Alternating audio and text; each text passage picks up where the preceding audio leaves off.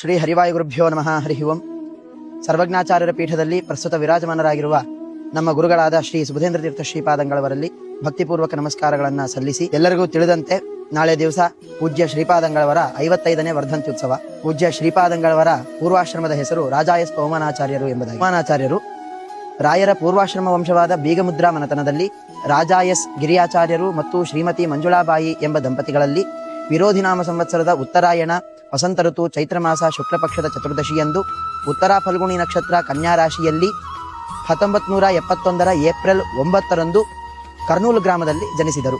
ಕಾವ್ಯ, ವ್ಯಾಕರಣ, ಮೀಮಾಂಸಾ, ವೇದಾಂತಾದಿ ಗ್ರಂಥಗಳನ್ನು ತಮ್ಮ ಪಿತೃಪಾದರಾದ ಗಿರಿಯಾಚಾರ್ಯರ ಬಳಿಯಲ್ಲಿಯೇ ಅಧ್ಯಯನವನ್ನು ಮುಗಿಸಿ ನ್ಯಾಯಶಾಸ್ತ್ರವನ್ನು ಗೋಡಾ ಸುಬ್ರಹ್ಮಣ್ಯ ಶಾಸ್ತ್ರಿಗಳಲ್ಲಿ ಅಧ್ಯಯನ ಮಾಡಿದ್ದಾರೆ. ಸುಧಾಂತ ಅಧ್ಯಯನವನ್ನು ಮಾಡಿದಂತಹ ಆಚಾರ್ಯರು ತಾವು ಜನಿಸಿದ 23 ವರ್ಷದಲ್ಲಿಯೇನೆ ನ್ಯಾಯಸುಧಾ ವಿದ್ವಾನ್ ಎಂಬ ಹೆಗ್ಗಳಿಕೆಗೆ ಪಾತ್ರರಾಗಿದ್ದರು. ವಿಹಿತ ವಯಸ್ಸಿನಲ್ಲಿ ಆಚಾರ್ಯರು ಐಜಿ ಶ್ರೀನಿವಾಸಾಚಾರ್ಯರು ಮತ್ತು ಶ್ರೀಮತಿ ತಾರಾಬಾಯಿ ಎಂಬ ದಂಪತಿಗಳಲ್ಲಿ ಜನಿಸಿದ ವಿರಜಾ ಎಂಬ ಕನ್ಯೆಯೊಂದಿಗೆ ವಿವಾಹಿತರಾಗಿದ್ದರು. ವಿವಾಹಿತರಾದ ದಂಪತಿಗಳು 4 ಸತ್ಸಂತಾನಗಳನ್ನು ಪಡೆದರು.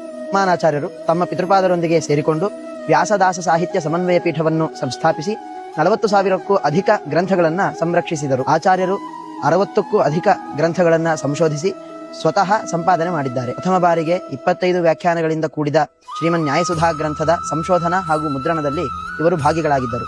16 ಭಾಷೆಗಳಲ್ಲಿ ಪ್ರವೀಣರಾಗಿದ್ದು ಶ್ರೀ ಗುರುಸಾರ್ವಭೌಮ ಸಂಸ್ಕೃತ ವಿದ್ಯಾಪೀಠದ ನೇತೃತ್ವವನ್ನು ವಹಿಸಿಕೊಂಡು ಅದರ ಉನ್ನತಿಗೆ ಕಾರಣರಾಗಿದ್ದರು. ಮಧ್ವಾಚಾರ್ಯರ ಜನ್ಮಸ್ಥಳವಾದ ಪಾಜಕದಲ್ಲಿ ಭೂಖನನ ವಿಚಾರದಲ್ಲಿ ಸಂಘಟನೆಯನ್ನು ಮಾಡುವ ಮೂಲಕ ಸಾಮಾಜಿಕ ಕಾರ್ಯಕ್ರಮಗಳಲ್ಲಿಯೂ ಕೂಡ ತಮ್ಮನ್ನು ತೊಡಗಿಸಿಕೊಳ್ಳುತ್ತಿದ್ದರು. ಶ್ರೀ ರಾಘವೇಂದ್ರ ಸ್ವಾಮಿಗಳವರ ಮಠದ ದಿವಾನರಾಗಿ ಅನೇಕ ವರ್ಷಗಳ ಕಾಲ ಗುರುರಾಜರ ಸೇವೆಯನ್ನು ಸಲ್ಲಿಸಿದ್ದಾರೆ. ಆಚಾರ್ಯ ಮಧ್ವರ ಶಾಸ್ತ್ರ ದೀಕ್ಷೆಯನ್ನು ಹಾಗೂ ಗುರುರಾಜರ ಸೇವಾ ಮನೋಭಾವವನ್ನು ಕಂಡಂತಹ ಪರಮಪೂಜ್ಯ ಶ್ರೀ ಸುಯತೀಂದ್ರ ತೀರ್ಥ ಶ್ರೀಪಾದಂಗಳವರು 2013 ಮೇ 25ರಂದು ಹೊಸರಿತ್ತಿ ಕ್ಷೇತ್ರದಲ್ಲಿ ಸನ್ಯಾಸಾಶ್ರಮವನ್ನು ನೀಡಿ ಸುಬುಧೇಂದ್ರ ತೀರ್ಥರು ಎಂಬುದಾಗಿ ನಾಮಕರಣವನ್ನು ಮಾಡಿದ್ದರು. ಇವರು ಪೀಠಾರೋಹಣವನ್ನು ಮಾಡಿದ ನಂತರ ಆಶ್ರಮ ನಾಮವು ಅನ್ವರ್ಥವಾಗುವಂತೆ 7 ಸುಧಾಮಂಗಳಗಳನ್ನು 1 ಚಂದ್ರಿಕಾಮಂಗಳವನ್ನು ಕೂಡ ಪೂರೈಸಿದ್ದಾರೆ. ಭೂತೋ ನ ಭವಿಷ್ಯತಿ ಎಂಬಂತೆ ಮಂತ್ರಾಲಯವನ್ನು ಸುವರ್ಣ ಮಂತ್ರಾಲಯವನ್ನಾಗಿ ನಿರ್ಮಾಣ ಮಾಡಿ ಭಕ್ತಜನ ಸಾಗರವು ಉಕ್ಕರಿದು ಬರುವಂತೆ ಶ್ರೀಪಾದಂಗಳವರು ಮಾಡಿದ್ದಾರೆ. ಕೊನೆಯದಾಗಿ ಆಡುಮುಟ್ಟದ ಸೊಪ್ಪಿಲ್ಲ, ನಮ್ಮ ಶ್ರೀಪಾದಂಗಳವರು ವಹಿಸಿದ ಕಾರ್ಯವಿಲ್ಲ ಎಂಬುದಾಗಿ ತಿಳಿಸುತ್ತಾ ಶ್ರೀಪಾದಂಗಳವರ ವರ್ಧಂತ್ಯುತ್ಸವದ ಶುಭಾಶಯಗಳನ್ನು ಕೋರುತ್ತಿದ್ದೇನೆ.